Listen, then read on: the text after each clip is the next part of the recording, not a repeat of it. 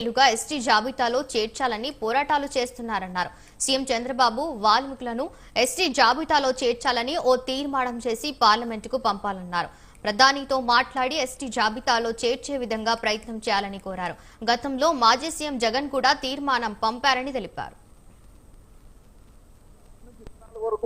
Full majority ఉంది. వాళ్ళు మన రాష్ట్రం నుంచి పంపించినా గానీ వాళ్ళు మన గోడు వినిపించుకోలేదు నరేంద్ర మోడీ గారు.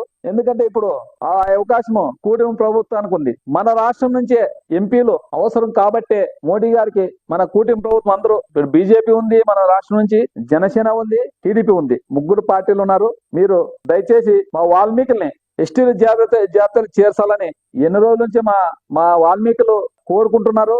ఇప్పుడు మీకు ఈ అవకాశం వచ్చింది కాబట్టి మీరు గట్టిగా తీర్మానం చేసి పంపించేది కాదు, మీరు తీర్మానం చేసి పంపించి ఈ సెషన్స్ లో దాన్ని ఖచ్చితంగా తీర్మానం చేసి ఇప్పుడే పంపిస్తే నరేంద్ర మోడీ దగ్గరికి పోయి మన ప్రధానమంత్రి దగ్గరికి పోయి మీరు ఆయన ఒప్పించి ఇప్పుడైతేనే మన మాట వింటారు. ఎందుకంటే మన రాష్ట్రం నుంచి మనకి ఎంపీలు వాళ్ళకి అవసరం కాబట్టి మేము కోరుకునేది ఒకటే, మా వాల్మీకుల్ని ఎస్టీ జాబితా ఇప్పుడు అసెంబ్లీ సమావేశాలు నడుస్తున్నాయి. ఎందుకంటే మేము అసెంబ్లీలోకి మా అధినాయకుడు వైఎస్ జగన్మోహన్ రెడ్డి గారు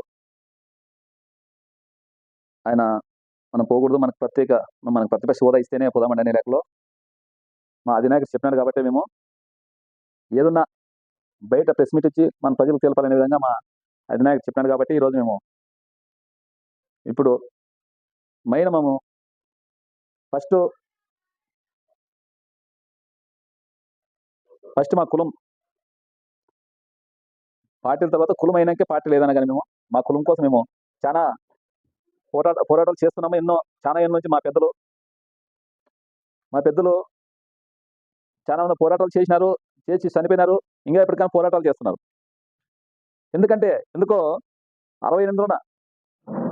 1968లోన 8 నెలల్లో మా వాల్మీకుల్ని తెగులు వాళ్ళని ఎస్టీ జాబితా చేర్చినారు. తర్వాత మళ్ళీ 70 ఏజెన్సీ ప్రాంతాలు మాత్రమే ఎస్టీ జాబితాలు పెట్టి మిగతా అన్ని మా వాల్మీకుల్ని బీసీలో చేర్చినారు.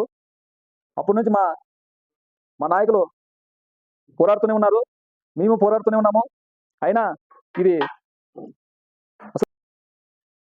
14 నుంచి 19 వరకు మన కూటమి ప్రభుత్వమే ఉంది. అయినా కూటమి ప్రభుత్వం ఒకసారి మన చంద్రబాబు నాయుడు కానీ వాళ్ళు కానీ 17లో తీర్మానం చేసి కేంద్రానికి పంపించినారు. అదేమో కరెక్షన్లు ఉన్నాయని మళ్ళా అవి వెనక్కి వచ్చినాయి. మళ్ళీ తర్వాత 19లోనే కానీ మా వైసీపీ ప్రభుత్వం వచ్చింది.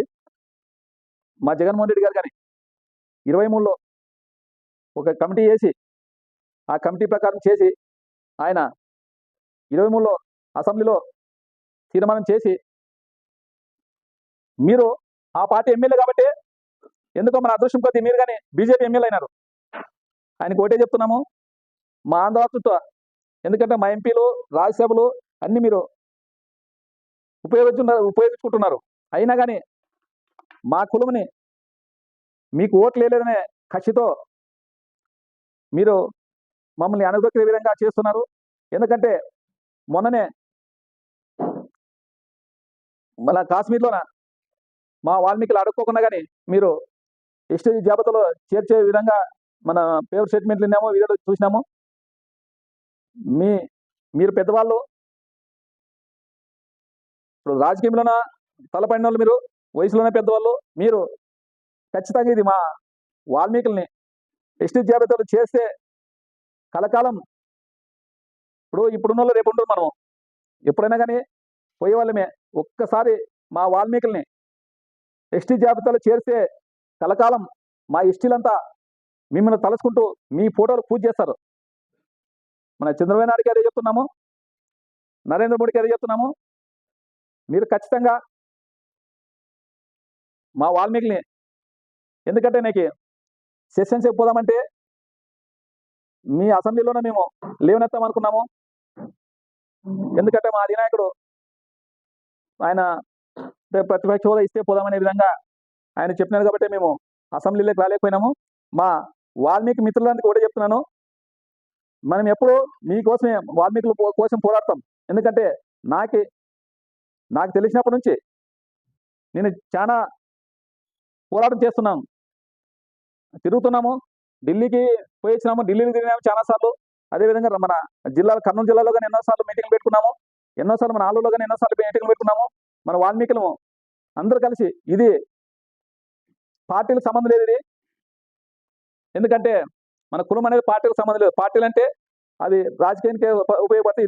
ఇది అందరూ ప్రతి ఒక్కరూ టీడీపీ అయితేనేమి, జనసేన అయితేనేమి, బీజేపీ అయితేనేమి అందరూ కలిసికట్టుగా దీన్ని పోరాటం